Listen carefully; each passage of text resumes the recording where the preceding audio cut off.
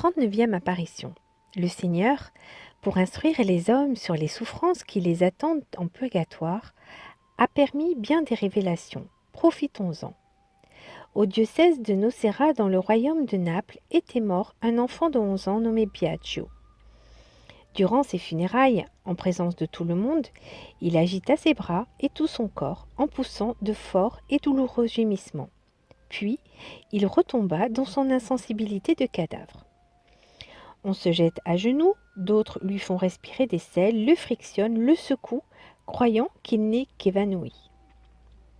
En effet, il s'agite de nouveau et respire encore. On fait venir des médecins pour mieux essayer de rendre cet enfant à la vie.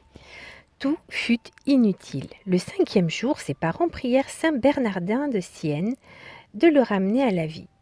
Biagio, semblant sortir d'un profond sommeil, ouvrit les yeux et se mit à leur raconter les secrets de l'autre vie.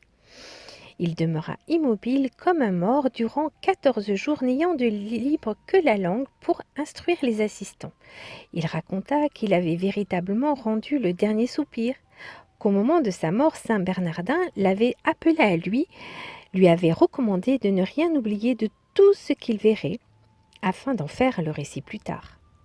Alors, rapide comme l'éclair, il l'avait transporté en enfer où il avait vu une troupe innombrable de damnés, parmi lesquels il y en avait de sa connaissance. Le saint lui en montrait d'autres qui expiaient leur orgueil, leur avarice, leur ivrognerie, leur dureté, leurs habitudes impures. Pendant qu'il contemplait avec horreur cet épouvantable spectacle, il vit une armée de démons entraîner violemment un damné. L'enfant reconnut que c'était un fameux usurier de sa ville qui venait de mourir. Il fut précipité dans un brasier ardent. Le fils de cet usurier qui écoutait ce récit se hâta de donner aux pauvres tout l'argent si mal acquis de son père et de se retirer dans un couvent afin de se préparer à la mort par la pénitence. L'horreur que ce spectacle de l'enfer causait à l'enfant était telle que saint Bernardin dut l'en éloigner tout de suite et il le conduisit en paradis où il pouvait contempler les récompenses magnifiques assurées aux élus.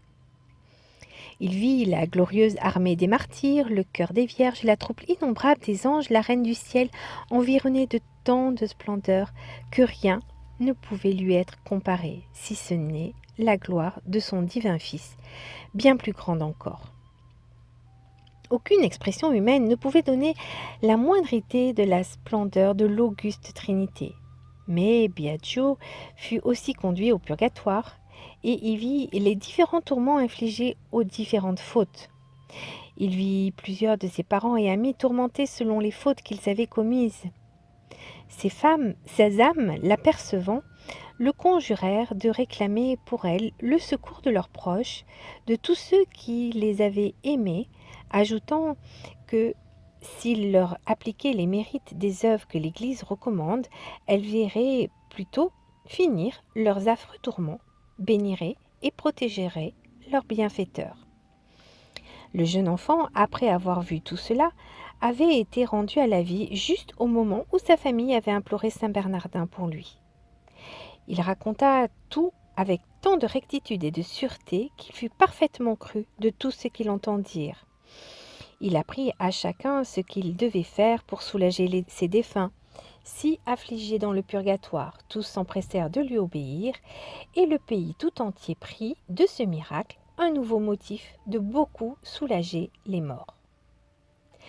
Imitons ces gens comme si nous avions nous-mêmes entendu les récits de cet enfant, et les âmes du purgatoire en seront très heureuses, très reconnaissantes.